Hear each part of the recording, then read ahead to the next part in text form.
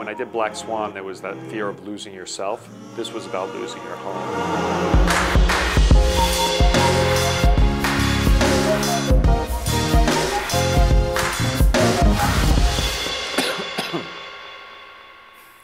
Thank you. I like this guy.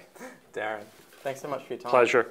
I don't think you've ever made a movie that like was universally thought of as in one way. Like everybody, like Black Swan, Requiem for a Dream, everyone kind of walks out of those movies just going with a moment of like, oh my God, what did I just see? Right?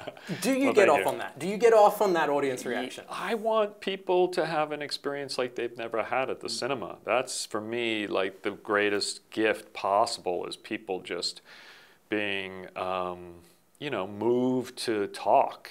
For me, disposable meals, fast food, disposable music, that's not my interest. I'm trying to make, you know, products that are well crafted and have a lot of depth that people will cherish. I'm glad you mentioned music, because there is none in your film. Yeah. Despite having one of the best composers in the business working on it, you giant weirdo. Yeah. So take me into that decision. Why did you get this fantastic composer and then go, well, maybe not? I love Jóhann Jóhannsson's work, and I was thrilled to work with him, and we worked really hard together on music. And that music, I'm pretty sure it won't disappear. We're talking about turning it into an opera at some point. But it really came from Jóhann. When we started to sort of put the music up against the picture, the music was exceptional, except it wasn't really helping the scenes. And what we realized is that the entire movie, the audience is leaning forward into Jen's emotions to try to figure out what she's feeling and how she's feeling. And she is such a good transmitter of emotion that the audience is following along. The second you put a little music into it, it tips it. Yeah, right. And that, I mean, that's where music is a great enhancer when you need it. Jen really didn't need it. You were with her the whole time. And so Jóhann made the brave decision. He was like, man, I don't think we should put music in this. And I resisted, because music for me is such an important part of my films.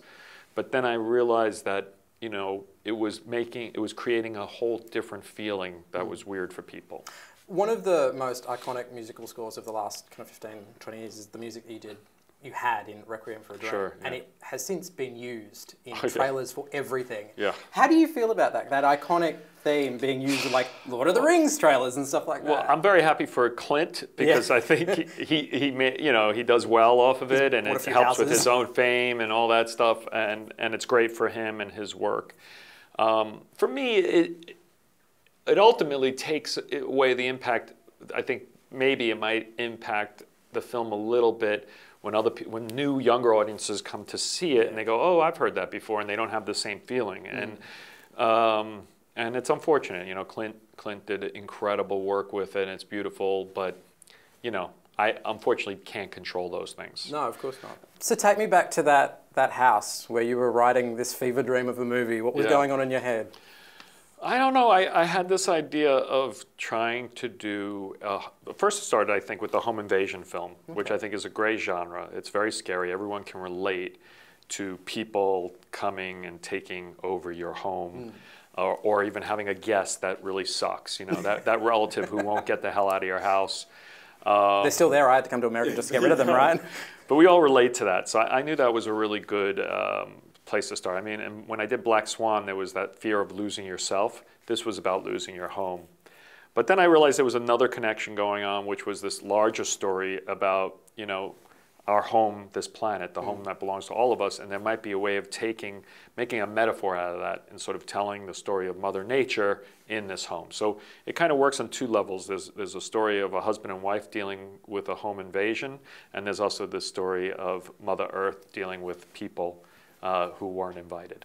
Obviously, the religious iconography is rife throughout it. I'm wondering, what role does faith play in your life? Like, do you adhere to something, or is it you're borrowing from stuff from childhood? Where does it sit? For me, I think the Bible is filled with incredible stories that belong to everyone. And from those stories, there's a lot of power that comes out of them. I think, you know, fighting over who they belong to and fighting over if they really happened or not, I mean, that to me actually is the worst part about them. What's exciting is when you think of them in a similar way that you think of, everyone understands the story of Icarus.